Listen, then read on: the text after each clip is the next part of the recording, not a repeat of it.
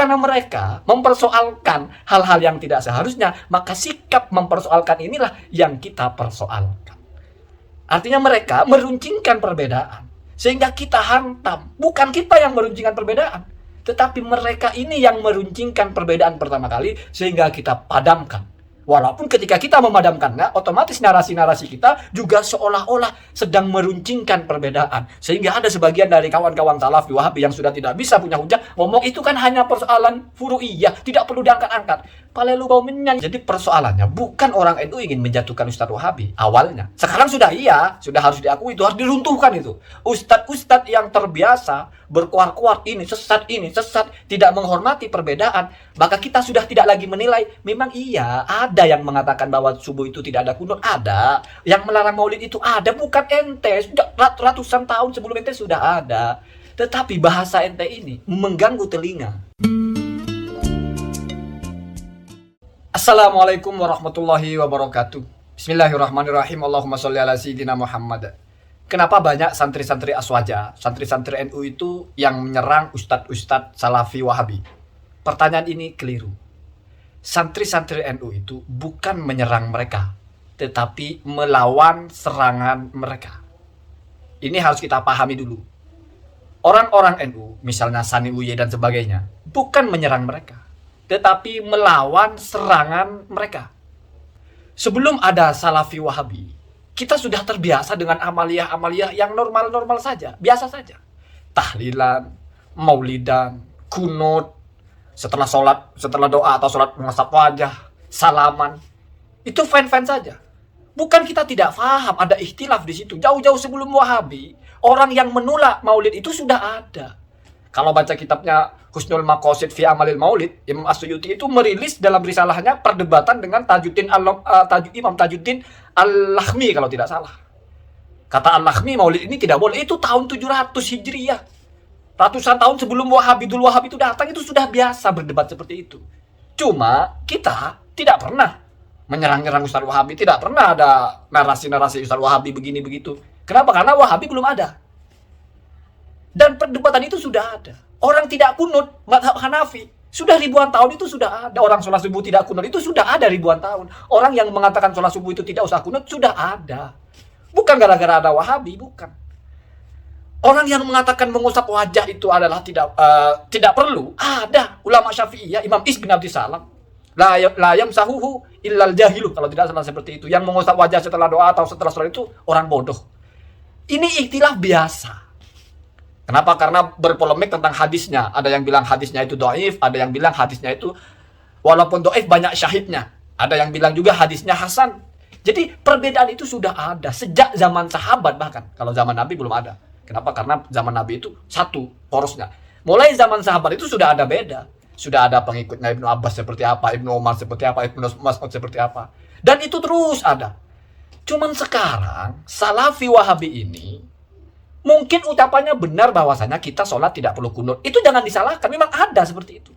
Kita sholat tidak perlu mengusap wajah, oke. Kita tidak perlu melaksanakan maulid, oke, silahkan. Tetapi ketika berkoar-koar bahwa yang mengusap wajah itu bid'ah, menambah-nambah aturan agama, tidak mengikuti aturan Nabi, bahkan inilah letak persoalannya. Orang datang ziarah kubur itu musyrik, menyembah kuburan. Kok ziarah disamakan dengan menyembah? Persoalan tidak setuju dengan ziarah kubur silahkan, tapi jangan menarasikan narasi-narasi yang mendiskreditkan. Nah, dari situlah mereka dianggap menyerang, sehingga orang-orang NU, terutama yang santri-santri itu mengkanter. Namanya mengkanter ya otomatis serangan balik toh. Kenapa? Karena menjaga muru'ah keilmuannya. Ngaji kitab dalam I'adatul Thalibin dibahas bagaimana hukumnya mengusap wajah, bagaimana pendalilannya. Ibnu Hajar bagaimana isbatnya hadisnya hasan atau dhaif. Bulughul Maram ada hadisnya. Dalam hal-hal lain juga, tentang talafud bin niyat juga, usolli nawaitu, tentang apa lagi, wa'afini wa'fu anni inni wajjahtu. Semua itu ada basis keilmuannya. Tiba-tiba ini mau diklaim sebagai kesalahan fatal, sebagai cacat berpikir, sebagai langkah menambah-nambah agama. Siapa yang bisa terima? Kan itu persoalannya. Misalnya Yahya Badrus Salam itu mengatakan bahwa mazhab Syafi'i, Imam Syairozi menolak bahwasanya melafatkan niat itu sunnah. Ini kan kecelakaan ilmiahnya di mulutnya dia itu. Memahami kitab seenaknya. Mentaharif berubah-ubah makna kitab. Ada juga Ustaz Wahabi yang mengatakan mengusap wajah itu tidak pernah dicontohkan Nabi lah apalah. Padahal yang mengatakan itu sunnah punya hadis. Tidak perlu detail hadisnya apa, itu sudah sering dibicarakan. Anda cari sumber yang lebih lengkap lah. Misalnya Buya Ar-Razi lah, misalnya Ustaz-Ustaz NU ya, termasuk Sani Uye itu kan selalu bicara dengan dalil yang kuat di kitab-kitabnya sesuai dengan tupoksi mereka. Saya hanya ingin meletakkan kenapa ada konflik gitu. Siapa yang memicu gitu. Ya seperti itu. Jadi kita ini masuk kepada muntasir atau intisor, membalas apa yang mereka lakukan. Menyalah-nyalahkan, ya kita balas. Dan salah satu dari namanya balasan, mungkin tidak cukup dengan menarasikan dalil, tapi ingin membuktikan kepada publik Anda belum menguasai betul-betul. Makanya ketemulah di mana letak kesalahannya. Bahkan Anda tidak jujur gitu. Jadi mari kita pahami bahwa ini bukan merebut yang benar, bukan. Tidak ada orang merebut kebenaran. Kita itu sudah punya kaidah paten. Innama yungkarul mujma'u alaihi wala yungkarul mukhtalafu fihi. Innama itu adatul hasri. Hanya ya. Jadi yang harus diingkari itu hanya orang yang menyelisihi ijma'.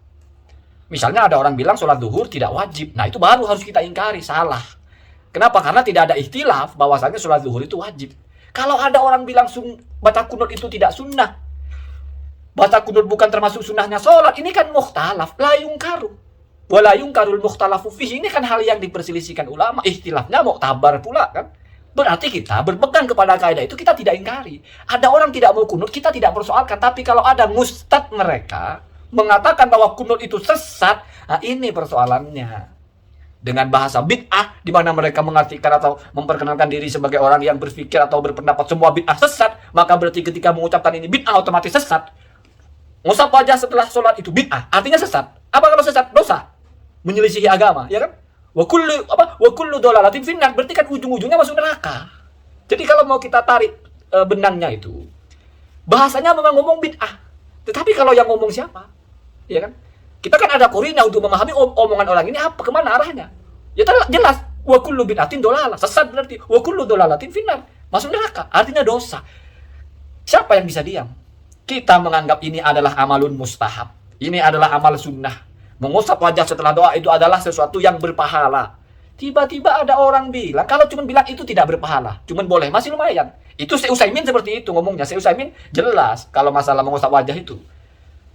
Jadi memang menurut kami tidak ada dasarnya, atau dasarnya tidak kuat, tetapi tidak boleh diingkari orang yang melakukan itu. Tapi fakta di lapangan, sebegitu entengnya, wah itu pekerjaan bid'ah. Apa-apa bid'ah, ya kan itu yang memicu persoalan. Makanya kita tidak menyerang Utsaimin, kita menyerang ustadz-ustadznya yang di Indonesia itu. Yang dikit-dikit bid'ah sampai melintir-melintir untuk memahamkan, termasuk yang dikutip oleh Sani Uye itu. Menarasikan Imam Is bin Abdissalam mengatakan bahwa salaman itu bid'ah. Bid'ah bahasa mereka padahal memang bid'ah. Tetapi bid'ah yang bersumber dari ucapannya Imam Is bin Abdissalam berarti ditelaah masuk bid'ah yang mana dari 5 hukum. Ternyata masuk kepada yang mubah. Namanya mubah kalau diniatnya tak korup, niat memanggil salam kepada orang, ya berarti bernilai baik, ibadah. Sama dengan orang makan, niatnya ingin ibadah, niatnya saya makan biar kenyang, biar bisa sholat, kan menjadi ibadah. Husnul niat kan yu'assiru fil mubah. Niat yang baik itu bisa merubah sesuatu yang tidak bernilai atau mubah menjadi bernilai, kan biasa itu. Apalagi salaman, kenal sama orang, menunjukkan keakraban, menunjukkan musahabah.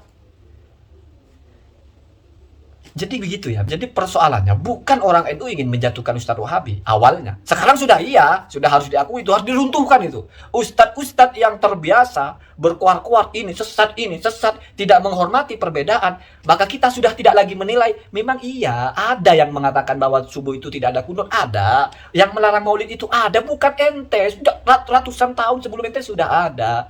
Tetapi bahasa ente ini mengganggu telinga. Mengganggu, merendahkan gitu. Seolah-olah kita yang maulidan itu bodoh gitu, tidak tahu hadis Nabi, tidak tahu agama Islam gitu. Seolah-olah mengusap tangan itu adalah perbuatan yang menjijikkan, dosa gitu. Seolah-olah salaman itu dosa gitu. Maka ente dilawan, dijatuhkan ya. Mau tidak mau harus seperti itu ya. Ya walaupun kalau dalam hal ini bukan perang bahasanya ya. Beradu argumen gitu ya. Ya mau tidak mau harus seperti itu. Jadi ingat, orang-orang NU, ustaz-ustaz NU itu bukan menyerang, mereka mengcounter. Ingat, mereka itu menepis. Ya namanya nepis kalau di ring, ya nepis-nepis aja kan nggak masuk akal kan, mesti nyerang juga, biar serangannya patah kan begitu.